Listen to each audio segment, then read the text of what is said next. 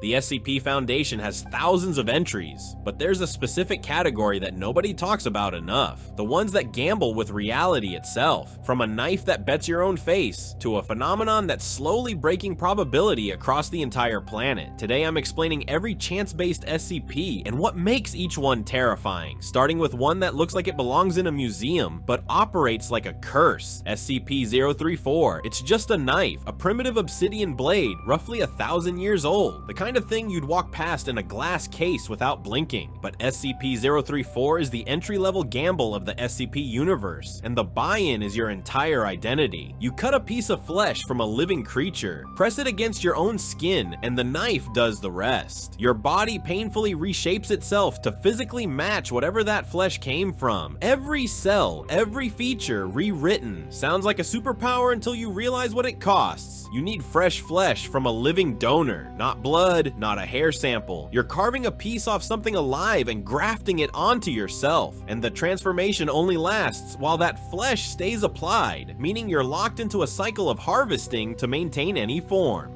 Oh, and the knife itself, obsidian, a material famous for shattering if you look at it wrong. Every attempt to destroy SCP-034 has failed completely. It doesn't care what material science says. That's what makes this the perfect starting point. The gamble is entirely personal. You're betting your own face against a 1,000-year-old rock that demands a very gruesome price of admission. But if you think gambling with your identity is bad, wait until you hear about the anomaly gambling with probability itself on a planetary scale, SCP-7000. Every list of lucky SCPs has a natural predator, and its name is the loser. SCP-7000 is a progressive randomization of probability factors across the entire planet, and it came from a guy, specifically Dr. William Wallace Weddell, a Foundation researcher with an inherent anomaly as a probability sink. The man was cosmically unlucky, and that condition escalated into something far worse, which is, you know, not ideal. SCP-7000 doesn't just create bad luck, it inverts fortune entirely. Statistically impossible catastrophic events become mathematically certain within its zone of influence. Flip a coin 1,000 times, and every single one lands on the edge. Then the table breaks. Then the building catches fire. But here's where it gets nasty. Anyone normally protected by luck or probability warping loses that protection the moment SCP-7000 gets close. Their shield just switches off. Every lucky SCP on this list becomes completely ordinary in this thing's presence. It's the counterpick to the entire concept of fortune. And the Foundation isn't just worried about localized bad days. Documentation suggests SCP-7000 is capable of planetary-scale causality disruption, cascading probability collapse, where one impossible disaster triggers the next with absolute certainty. A man's bad luck spiraled into the universe's worst jinx. I don't know what to tell you, but if SCP-7000 is luck's natural enemy, the next entry is its golden child, SCP-181. Meet the luckiest man alive, and I mean that literally. SCP-181 is a humanoid entity living in the Class D dormitories at Bio-Research Area 12. By every measurable standard, this guy is a completely normal human being. Baseline physiology, baseline cognition, baseline everything, except for the part where probability bends around him like he's got a gravitational field made of 4-leaf clovers. SCP-181 passively warps causal probability without even trying. He doesn't choose to be lucky. Reality just quietly rearranges itself in his favor. This man survived 2 separate Cater-class exposure experiments and then spent 7 days locked in with SCP-082, a cannibalistic giant who calls himself Fernand. Walked out without a scratch. Just a regular Tuesday. But here's where it gets interesting. When researchers removed randomness from testing protocols and implemented strict deterministic conditions, his luck faded proportionally. The less chance existed in a scenario, the less his anomaly could do, which means SCP-181 doesn't rewrite reality. He exploits it. He manipulates probabilistic branching points, nudging outcomes at every fork where chance exists. No chance, no power. The theoretical documentation suggests interference with chaos theory mechanisms, though the specifics are naturally expunged. Is luck a measurable, objective property of reality, or is it just probability manipulation happening at a level we can't observe? SCP-181 doesn't answer that question. He just makes it impossible to ignore. And if you think passive luck manipulation is unsettling, wait until you see what happens when you put probability distortion inside a set of dice. SCP-1125. Honestly, who wouldn't want a magic decision die? Can't pick a restaurant, roll the die, don't know what to watch, roll the die. It sounds like the ultimate life hack for the chronically indecisive, and for about 5 minutes it is.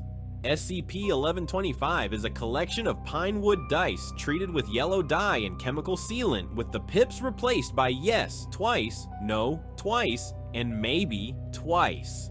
The moment you touch one with bare skin, you feel an immediate compulsion to phrase a binary question and roll. Get a maybe. You keep rolling until the die gives you a real answer, which is, you know, not ideal. Here's where it gets dark. Early questions are harmless. Should I eat pizza tonight? Fun, whimsical, but prolonged exposure escalates things fast. Subjects start rolling for whether to end relationships, whether to refuse medical treatment, whether to quit their jobs, and eventually they can't make any decision without the die. Not just conscious ones, we're talking automatic bodily functions, whether to breathe, whether their heart keeps beating. The die doesn't give you new abilities, it just decides whether you're allowed to use the ones you already have. It's a probability governor, not a power-up. The Foundation holds 79 individual instances at Site 12, and every single subject who's been affected actively fights confiscation and insists nothing is wrong. Classic, but if you think a wooden die controlling your lungs is unsettling, wait until you hear what SCP-063-PT does with even simpler odds. SCP-063, it's a toothbrush, a pale blue toothbrush with the words, "the world's best toothbrush" stenciled on the side. They even misspelled tooth, and this thing might be one of the most terrifying objects the Foundation has ever contained. Here's why. SCP-063 doesn't cut through material, it doesn't break it apart or dissolve it, it deletes it. Any dead or inorganic matter that contacts the bristles is completely expunged from existence, not reduced to dust, not vaporized, gone, zero residue, zero trace, zero evidence it was ever there. The Foundation has tested this thing against pretty much every material they can get their hands on. Steel, titanium, organic compounds, you name it. The toothbrush chews through all of it with exactly the same effort you'd use brushing your teeth in the morning. It doesn't care how hard the material is. If it's dead or inorganic, the bristles just make it not exist anymore. But here's where it gets genuinely unsettling. The Foundation tried using it on living tissue, and nothing happened. SCP-063 is completely harmless to anything alive, which means whatever mechanism is behind this, it can somehow distinguish between living cells and dead ones. A misspelled toothbrush is making judgment calls about the fundamental state of matter. The community loves this one because it's such a perfect SCP concept, an absurdly mundane object with a typo on it that casually violates conservation of mass every time you use it. Matter doesn't transform, it just stops existing. Which is, you know, a fun thing for a discount toothbrush to be capable of. But if a toothbrush can erase matter from existence, wait until you see what a game of rock, paper, scissors can summon. SCP-4633 Rock, Paper, Scissors is a children's game. It has 3 options, 2 players, and 0 capacity to mutate your body or hypnotize you into violence. At least, it didn't used to. SCP-4633 is an anomalous alteration to rock, paper, scissors that introduces additional gestures beyond the standard 3. One of those gestures is called Yog-Sothoth, and yes, it does exactly what you think it does. Here's the thing, the Yog-Sothoth gesture doesn't just win, it breaks the entire framework of the game. Conventional strategy becomes completely useless because the outcomes stop being a game at all. Players who throw certain gestures undergo physical transformations. Others experience hypnotic effects that compel them toward violence against their opponent. You're throwing hand signs in a parking lot, and suddenly your body starts changing shape and your friend is trying to kill you, which is, you know, not ideal. But here's where it gets worse. The anomalous gestures produce real, documented physical alterations and behavioral hijacking. People's bodies warp. People who were friends 30 seconds ago become genuinely dangerous to each other. You played rock, paper, scissors too hard, and now you're a different shape and your buddy wants you dead. Cool. Add that to the list. The Foundation has SCP-4633 classified as Keter, which tells you everything you need to know about how containable a cursed handgame is. But if a children's handgame can warp your body, wait until you see what an abandoned game show can do to a person.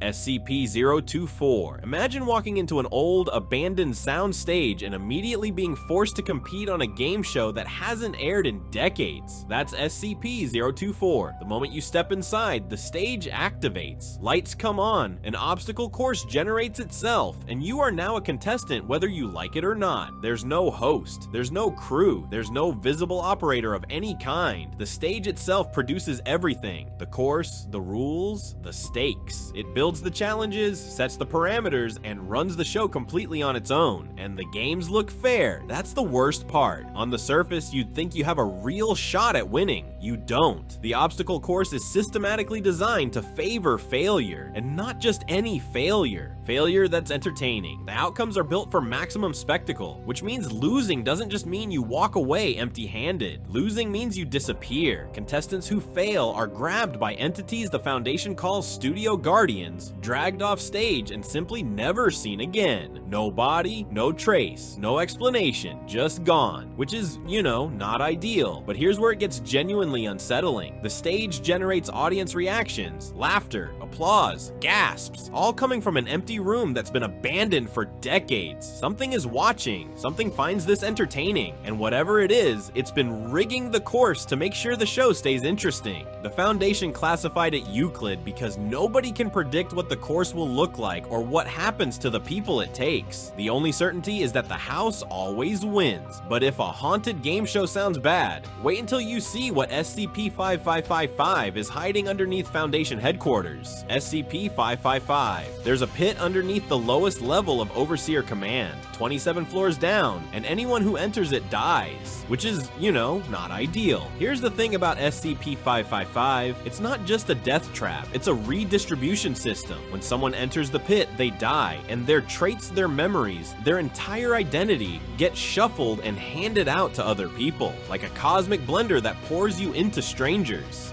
The Foundation calls it Made in Heaven, and that name is doing some extremely heavy lifting. The whole thing operates like a game. Two key players, Fritz and Man, are locked in an eternal contest over control of reality's power structure. Every death in the pit is a move on the board. Every redistribution reshuffles who holds influence, who holds knowledge, who holds anything worth holding. It's not random violence. It's strategic violence with rules nobody fully understands, and the Foundation has learned this the hard way. The pit doesn't care about containment protocols or rank. Overseer level personnel have walked in and come out as redistributed fragments across dozens of unsuspecting civilians. The casual version is that the pit ate them and wore their personality like a costume on 12 different people. Cool, add that to the list. But the real nightmare is the game itself. Fritz and Man keep playing, and every round reshuffles who controls what within the Foundation's own hierarchy. The O5 Council, the Ethics Committee, none of it is safe.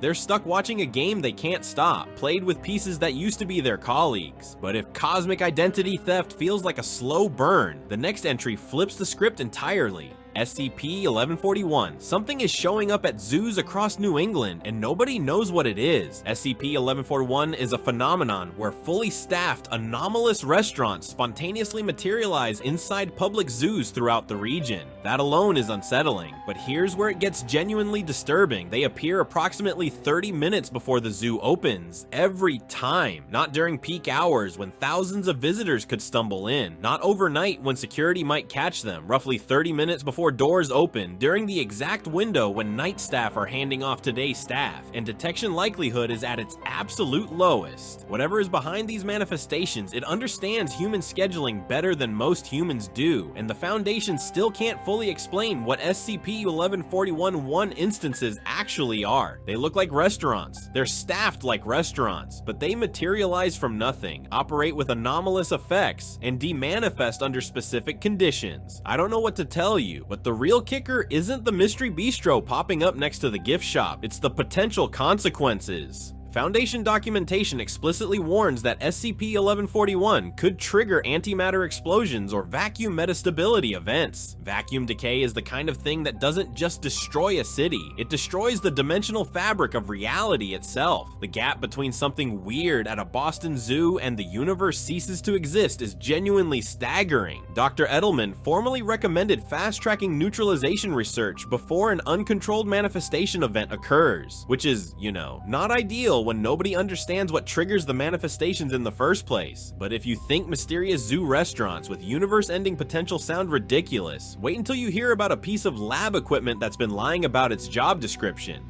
SCP-241-JP on paper. This thing sounds like the setup to a medical drama nobody asked for. It's a Foundation-operated hospital ward designated Q5, dealing with terminally ill patients under anomalous conditions. The kind of setting that makes you think you know where the story's going, which is exactly why it pulls the rug out from under you, because SCP-2041-JP isn't just a hospital wing with sick people in it. The ward itself is the anomaly. The patients experience a cascading infection phenomenon tied directly to the Foundation's involvement, meaning the very act of containing and treating these individuals perpetuates their condition. The cure is functionally indistinguishable from the disease, but here's where it gets genuinely unsettling.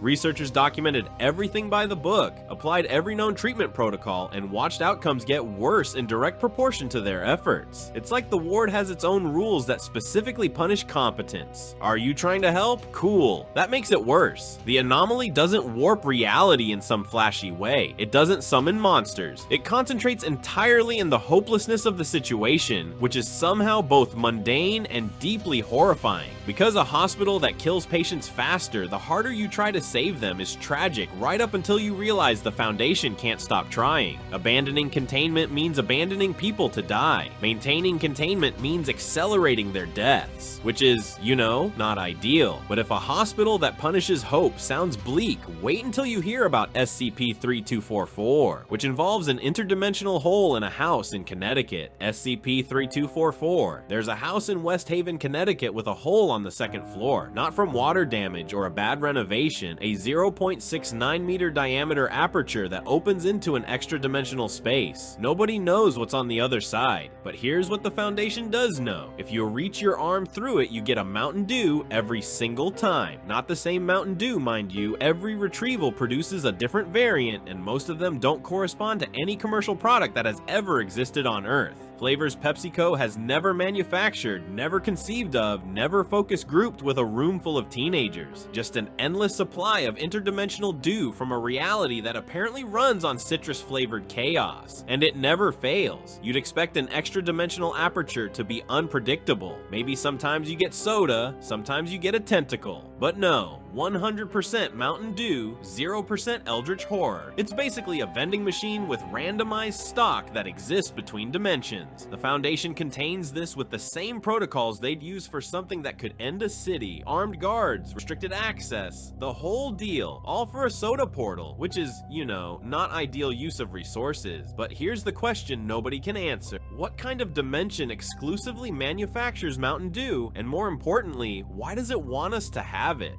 If a mystery soda portal sounds harmless, the next entry is anything, but SCP-777, every other anomaly on this list does something to probability. Bends it, breaks it, weaponizes it. SCP-7777 doesn't touch probability at all. It touches the thing that watches probability. SCP-7777 is an anomalous phenomenon targeting random number generators across the Foundation's entire computational infrastructure. Every RNG it compromises stops producing truly random outputs and instead starts spitting out sequences of 7s and 0s. Sounds almost funny, right? Just a bunch of 7s. But those sequences aren't gibberish. They contain hidden structure, patterns that shouldn't exist in randomized data. And here's where it becomes the scariest entry on this entire list. The Foundation's security protocols depend on RNG systems for probability verification. That's how they detect anomalies like the ones we've been talking about this whole video. Coin lands on heads 40,000 times. The RNG flags it. Dice keep rolling 6s in a containment cell. The system catches it. SCP-777 compromises those systems, quietly, systematically, without anyone knowing it's happened. If you can't verify random number generation, you can't confirm probability integrity in containment protocols. You can't trust breach tracking. You can't trust response systems. Every single layer of anomaly detection becomes suspect. Nobody knows if this is active manipulation of computational probability spaces or some spontaneous pattern generation mechanism overriding the algorithms. The cause barely matters compared to the implication. Every chance-based SCP we covered today was detected because the Foundation's instruments flagged a probability anomaly.